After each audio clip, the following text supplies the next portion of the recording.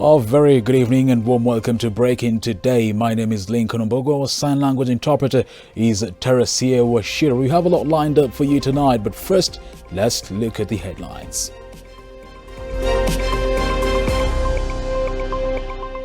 Constitute the IEBC in good time.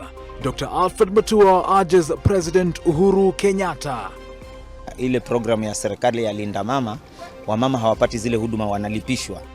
The plight of expectant mothers in Magarini forced to pay to deliver despite the service being free.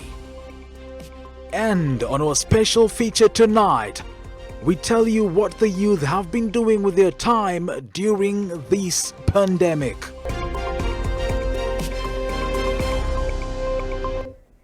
We are live right here at Switch TV Studios. We are live on Facebook at Switch TV Kenya. Make this as interactive as possible. Send in your feedback to our SMS 111 and at Link Wombogo on all my social media handles. Now, after weeks of speculations, the president has given his thoughts about the long-awaited Huduma number.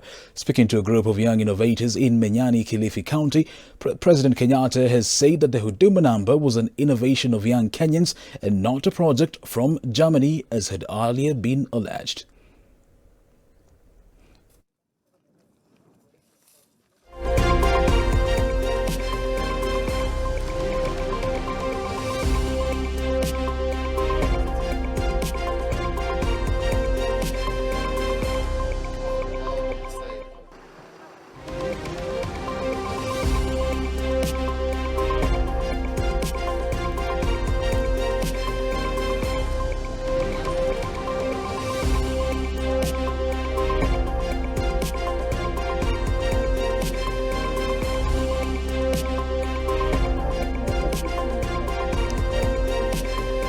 Had personally preferred to wait until next year. But after watching and listening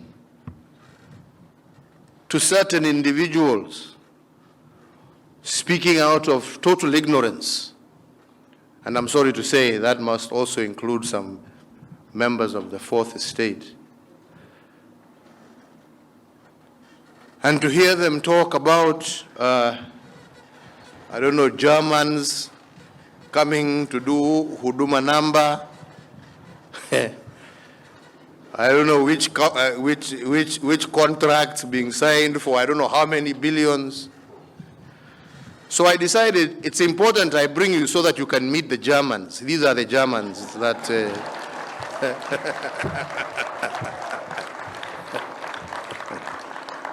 So you can meet them in person and ask them all the questions that you have.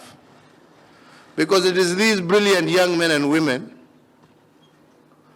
who just with a little bit of financial support and using their ingenuity have helped us to develop a platform that allowed us to do our census and deliver the results of a census in record time until we have countries from all over Africa, including Europe, wanting to know how did you manage to develop that system.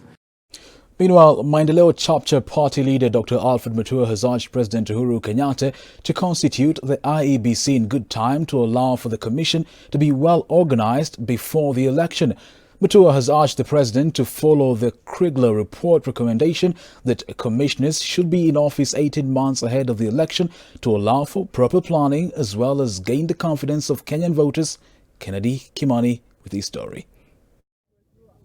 Machakos Governor Dr. Alfred Mutua has asked President Uhuru Kenyatta to urgently set in motion a process of hiring commissioners so as to reconstitute the Independent Electoral and Boundaries Commission ahead of the 2022 elections so as to instill credibility of the polls among Kenyans.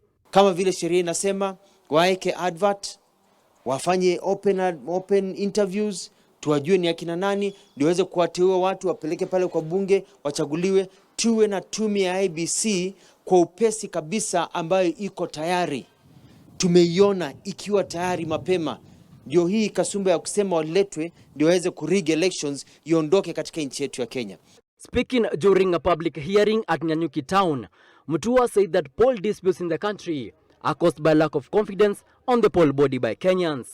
Kriegel report imesema kabisa ya kwamba Kenya inapaswa kuwa na kura ambayo iko na tume ya IEBC ambayo imekuwa kwa ofisi kwa zaidi ya miezi 18. Kwa sababu wakiwa kwa ofisi kwa miezi 18 inamaanisha ya kwamba wamejuana, wamefanya mikakati, wamefanya mapping out, wameenda nchini yote, wamezunguka, wamefanya procurement ya mapema, wamelete vyeti pamoja vizuri, kura inapigwa kwa njia nzuri. Hii mambo ya haraka haraka ya last minute ndio inafanya sisi wananchi, ndio inafanya sisi viongozi tunaona ya kwamba kura inaibiwa ama ukoro unafanywa kwa sababu watu wanaletwa last minute. Mutua says that at the moment IEBC has only